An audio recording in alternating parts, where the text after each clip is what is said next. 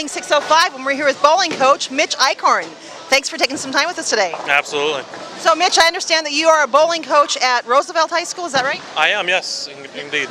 Now, how long have you been bowling to reach the point of being a coach? I've been bowling for about 6 years now. Wow. So not too long, not too short. So You must have started bowling in high school? yeah, sophomore year. Okay. Sophomore year. So Now, what brought you to bowling? well, I was a big football and basketball player, and then got put out of football with a back injury. So I kind of had an uncle who bowled, and my dad used to bowl way back in the day, and he kind of had some stuff, and I picked it up and figured might as well. So now, as having played those other sports and had coaches in those other sports, how does coaching bowling differ from coaching football or basketball? It's a lot more mental than your average basketball or football. It's a lot more physical there. This you gotta be you gotta have a giant bowling IQ, know how to play lanes, transition, spare shooting, and things like that. Now explain. You started to, but what is bowling IQ?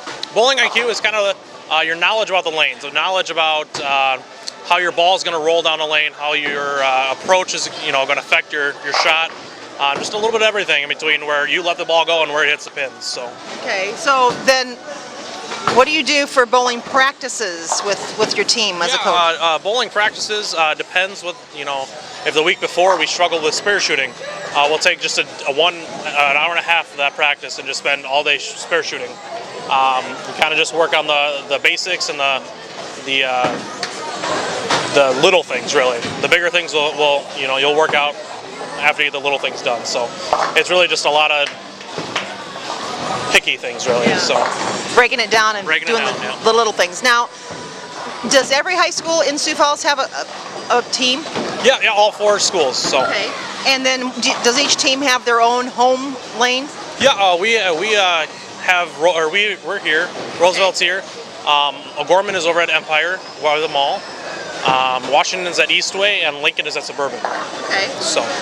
And do you guys bowl outside of the Sioux Falls? Do you bowl other teams? Yeah, we actually have quite a few different teams in the surrounding area: Del Rapids, Brookings, Vermilion, Yankton, and we're looking to add even Madison next season. So we've got a few different teams out there around the Sioux Falls area. So. Well, I know that some of the other sports in Sioux Falls participate in the Metro Conference. Do you guys have a conference? It's kind of just the West or East River, excuse me. Kind of just our surrounding area. We go about an hour and a half is about the furthest we'll go out of our cities. So. Now, have you started with high school bowling for the season this year? Tryouts are actually this upcoming week, and our first official match is the 14th of November. So we got about 3 weeks here before we start officially. So now, is there a state high school tournament? Yes, it's always in February, at the end of February, and it's a lot of fun. It's very competitive. A lot of people show up for it, and it's a blast. Now, does that move around, or is it the same place all the time? No, it moves around every year. This year we're actually at Sport Bowl, so we're on home turf this year for Roosevelt. We go anywhere from Sioux Falls to Brookings, Vermilion, wherever they choose to have state that year. So how big of an advantage is it for you to have your home lane? Is there a big difference bowling from one lane to the other, or going for different centers? Yes and no.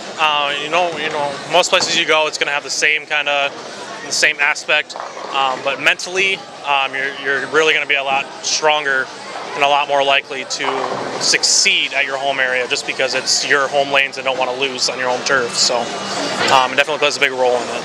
And I would think that maybe certain surfaces might have a little bit different bounce with the ball. I know that's not your objective, but it can happen. Yeah. I mean, we go anywhere from synthetic here to different synthetic at Empire, and some wood lanes around the area too. So definitely different houses have different kind of shots and different kind of lanes. So now, do you also teach in the school? I don't teach in the school, no. I work here at the Sport Bowl, and then I work with the YMCA Kids program during the summers. Okay. So I'm kind of really youth oriented, but I don't work with the schools districts. Well, and for the continued growth and development of the sport, it requires some people being youth-oriented, doesn't it? Yes, absolutely. Now, are you seeing any changes from when you were in high school bowling to now? Is there any difference in the number of kids that are coming out? The youth who are bowling, there's a lot more of them nowadays, it seems like. and the talent is skyrocketing. When I was in high school, I wish I were as good as these kids who are now. These kids who are averaging 220. Wow. As high schoolers. I could get there if you give me 3 or 4 games. Yeah, that's how I feel some nights too. So, but yeah, it's tremendous how different it is from when 3, 4, or 5 years ago. So. Well, it really does seem there's been a resurgence going on in the bowling industry, and the sport is coming back. It was huge, obviously, in the 40s, 50s, 60s, and 70s even. I'm telling myself, back when I was bowling, but it is nice to see the resurgence happening, isn't it? It is. It's a lot of fun to see the number of people coming back into the bowling alleys.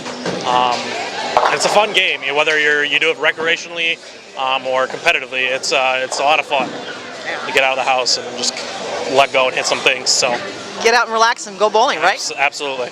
All right, Mitch Eichhorn, Sioux Falls Roosevelt coach, and on staff here at Sport Bowl. Thanks for taking time with us at Bowling 605. Absolutely. Thank you.